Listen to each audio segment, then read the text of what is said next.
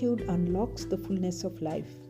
It turns what we have into enough and more. It turns denial into acceptance, chaos to order, confusion to clarity. It can turn a meal into a feast, a house into a home, a stranger into a friend. Melody Beatty. It was in 2012 that Devang and I were watching a Grand Slam final. Yet again, Roger Federer had won.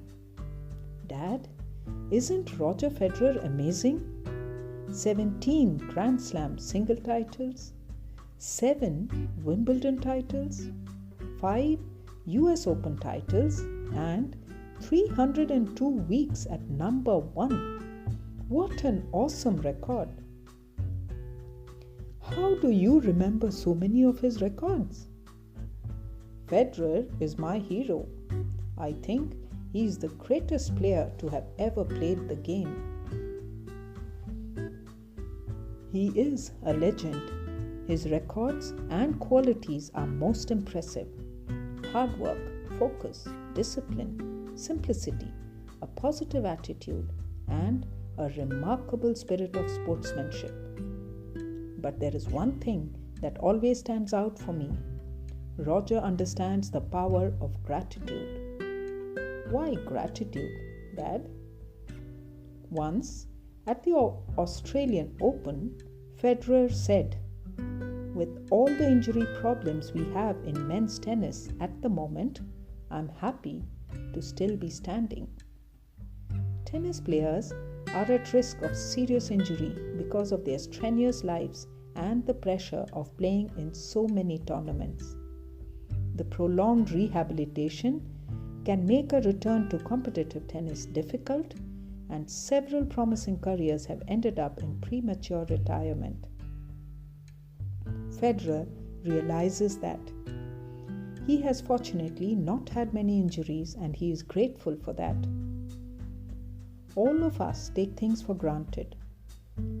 Only when we become unwell do we realize the blessing of good health. As is true of most things, we realize the true value of things only when we have lost them. Our children take so much for granted too.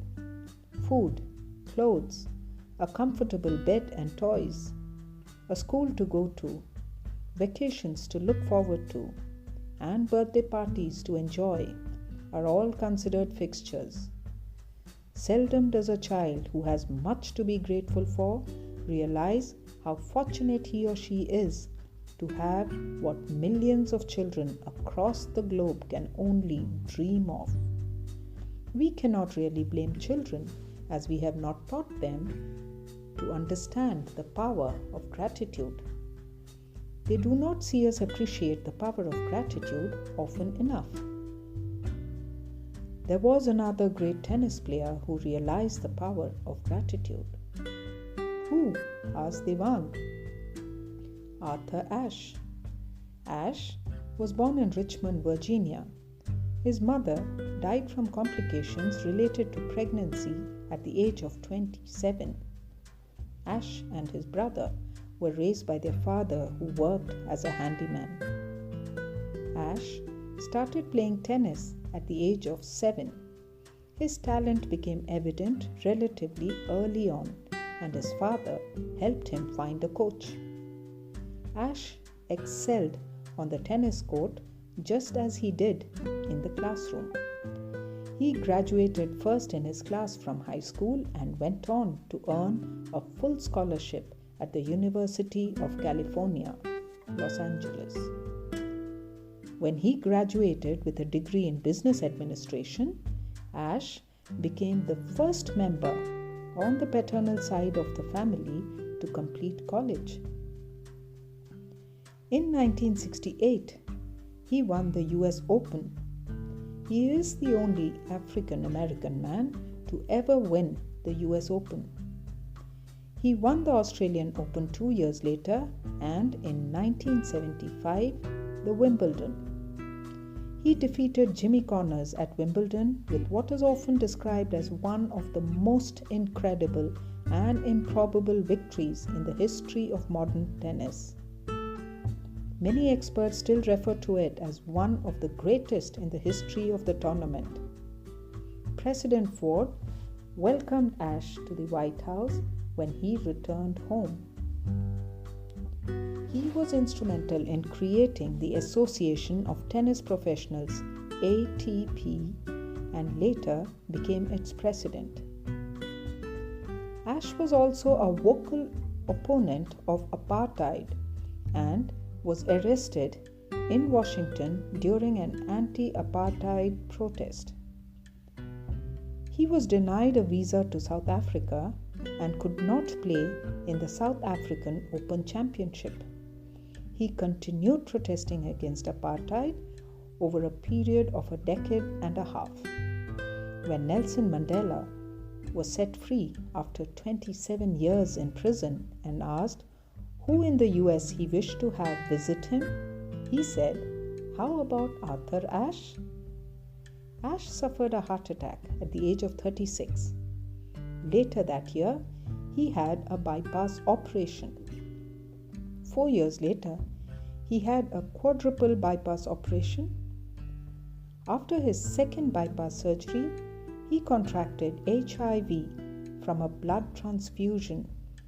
Blood was not screened for HIV at that time. In 1992, he announced that he had AIDS. His family, friends, and colleagues were devastated. From the world over, he received letters from his fans. One fan asked, "Why does God have to select you for such a bad disease?" To this, Ashe replied, "The world over, 50 million children start playing tennis, 5 million learn to play tennis, 500,000 learn professional tennis, 50,000 come to the circuit, 5,000 reach the Grand Slam, 50 reach Wimbledon, 4 to the semi-finals, and 2 to the finals. When I was holding a cup, I never asked God, why me? And today in pain, I should not be asking God, why me?" Throughout history, thinkers, philosophers, scientists, statesmen, and religious leaders have urged people to understand the power of gratitude. When Devang was 8 months old, he became seriously unwell. He began crying inconsolably and started passing blood. A diagnosis of intussusception was made. In an intussusception, a part of the intestine gets telescoped further into the intestine, resulting in severe symptoms. An intussusception can resolve on its own. As is the case more often, medical or surgical therapy is needed. When he was admitted to hospital, I was still a trainee in pediatrics and had limited understanding of different treatment options. All that Nandini and I could do was to pray for his well-being and leave everything in the hands of the team treating him. We had full faith in the team, and luckily, the intussusception resolved on its own. The whole experience as a father made me realize how hard it is for parents to see their child suffer. As a pediatrician in training, I had not quite realized that parents hold on to every word the treating team utters. As parents, we keenly observed every interaction between Devang and the nurses. Every blood test and change of cannula caused us much pain. Those days in hospital changed the way I looked at my role and responsibility as a pediatrician. We were so grateful to the team for returning us our baby in good health. I was so grateful to have understood how treatment is seen from the eyes of a parent. That experience changed me as a doctor. From then on, I started thanking every patient I saw. Often my trainees asked me, "Why do you thank the parents?" They are the ones who should thank you. I tried to explain. The parents trust me with what is most valuable to them, their child. The least I can do is say thank you. When you become a parent, you will understand better. I did not understand this fact till our son was admitted to hospital. Rhonda Byrne, in The Magic, explains that the practice of gratitude is magical and can transform lives. She describes a 28-day schedule for a magical transformation. 3 years ago, I was part of the organizing team for the Second International Congress on Patient Safety in Hyderabad. We decided that in the final session of the conference, we would organize a lucky draw to select 5 delegates who would receive exciting gifts. A day before the conference, we met to decide the prizes.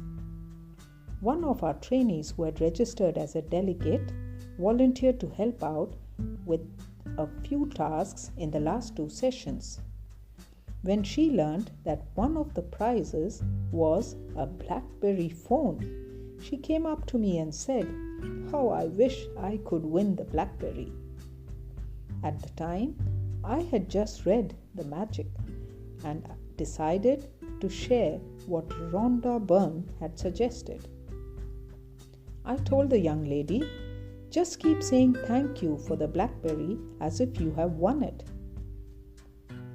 "How is that going to help me win it?" she asked. "I have studied science. How can I believe that this will work?" she added. I told her that she would not lose anything by saying thank you. The final session was from 4 p.m. to 5 p.m. and at 4:50 p.m. she came up to me and said, "Please wish me luck. I want that BlackBerry. I have said thank you countless times." The lucky draw started and the winners were declared one after the other. The final winner was the young lady. As she received her phone, she yelled, saying thank you worked. According to Rhonda Byrne, it works every time. As doctors, we are trained to believe only in data, and at first I found it hard to understand this idea of expressing gratitude in advance for something one wants and behaving as if one has received it already. After seeing it in practice, I tried expressing gratitude once in advance. It worked, not just once but every time. I stopped questioning and started believing. Over the years, I have shared examples of the power of gratitude with Devang. Slowly, he too is becoming a believer in the magic of gratitude. We need to make expression of gratitude a part of our daily lives and the lives of our children. We need to encourage our children to say thank you a little more for the things that they take for granted. When they say thank you many times every day, expressing gratitude then becomes effortless. When our children complain, we need to remind them about what Arthur Ashe had said. I should not be asking God, why me? Let us rise up and be thankful, for if we didn't learn a lot, at least we learned a little. And if we didn't learn a little, at least we didn't get sick. And if we got sick, at least we didn't die. So let us all be thankful. Gautam Buddha.